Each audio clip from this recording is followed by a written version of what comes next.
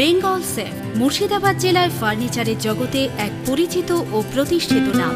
Bengal safe 57 বিবি Sen road, Baharampur, Murshidabad.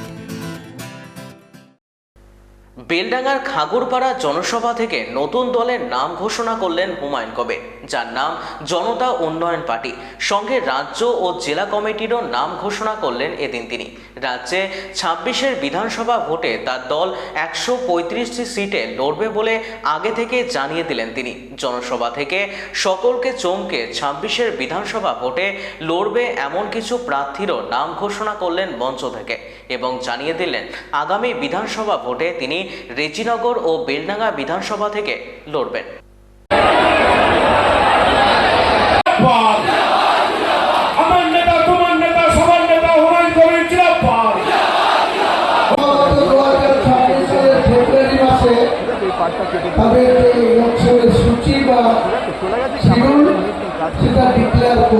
আমি আজকে মঞ্চে থেকে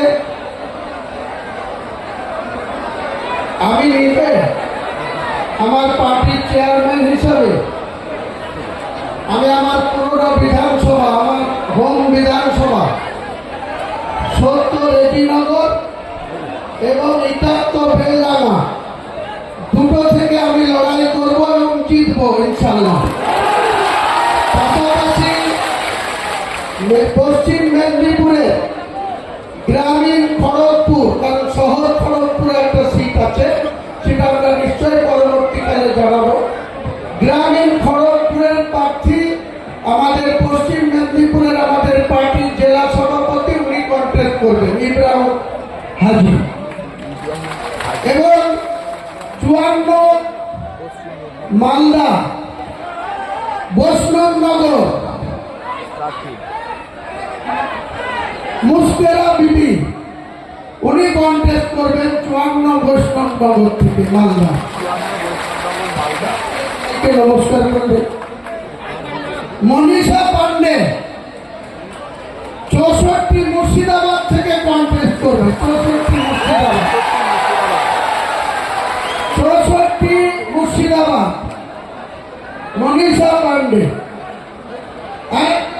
বিশিষ্ট ব্যবসায়ী ভগবানগোলা বিধানসভা 62 নম্বর বিধানসভা, ওনারও নাম হুমায়ুন কবির, উনি কন্টেস্ট করবে ভগবানগোলা বিধানসভা থেকে।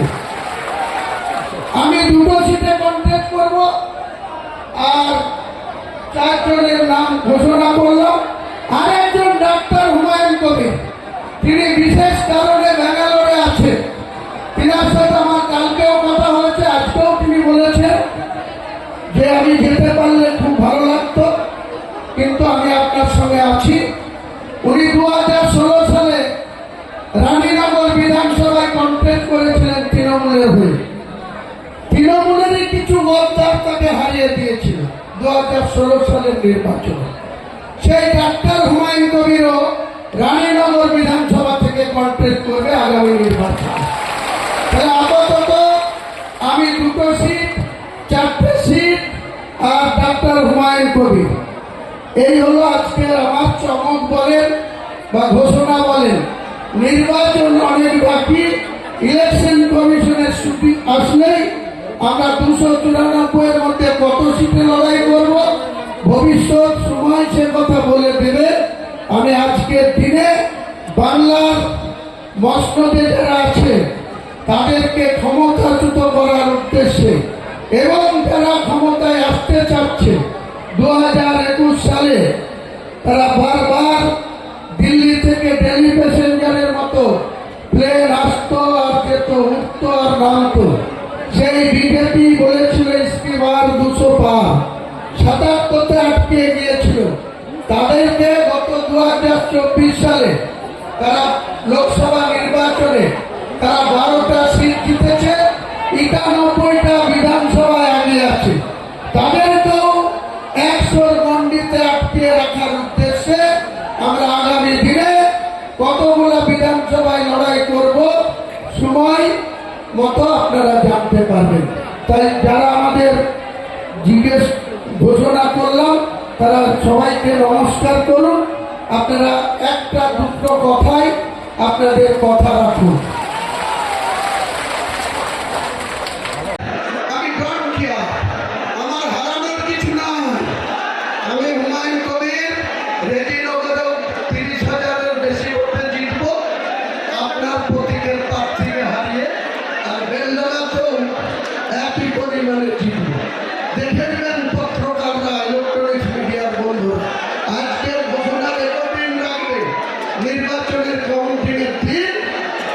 মুর্শিদাবাদের কি ঐতিহাসিক রেজাল্ট, মুর্শিদাবাদের মানুষ আমাদের দোয়া করবে, সমর্থন করবে, আপনারা সেদিনটার জন্য একটু অপেক্ষা করুন। সবাইকে আমার ভালোবাসা রইল, সালাম রইল, সুস্থভাবে সবাই ফিরে যাবেন। বন্দে মাতরম, বন্দে মাতরম, বন্দে মাতরম। হুমায়ুন কবির জিন্দাবাদ, হুমায়ুন কবির জিন্দাবাদ, হুমায়ুন কবির জিন্দাবাদ, বন্দে মাতরম, বন্দে মাতরম। জায়গা দিয়েছে তার জন্য অসংখ্য ধন্যবাদ। তো আপনারা আমার সাথে আছেন কি নেই?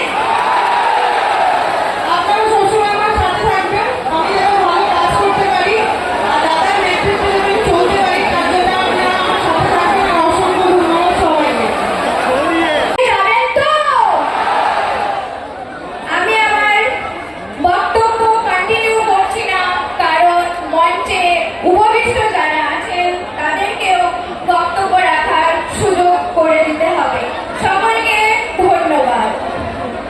হুমায়ুন সাহেব আমাকে হরিরামপুর বিধানসভার দায়িত্ব দিয়ে আমাকে তো উপকার করেছে, আমি অনেক সৌভাগ্যবান মনে করছি। এবং এটা একটা টিএমসির ঘাঁটি, উক্ত টিএমসির ঘাঁটিকে কিভাবে ভাঙতে হয় তার জন্য যুদ্ধ করব। তার জন্য যদি আমার জীবন চলে যায় সেটাও দিব, হয় জীবন দিব আর না হয় ফিরে আসবো, হয় জীবন দিব আর না হয় ফিরে আসবো। আপনারা দোয়া করবেন আমার জন্য এবং হরিরামপুর বিধানসভার জন্য, আমি যেন ফিরে আসতে পারি। আসসালামু আলাইকুম। বেঙ্গল সেফ মুর্শিদাবাদ জেলায় ফার্নিচারের জগতে এক পরিচিত ও প্রতিষ্ঠিত নাম। Bengal safe 57 Bibhishan road, Baharampur, Murshidabad.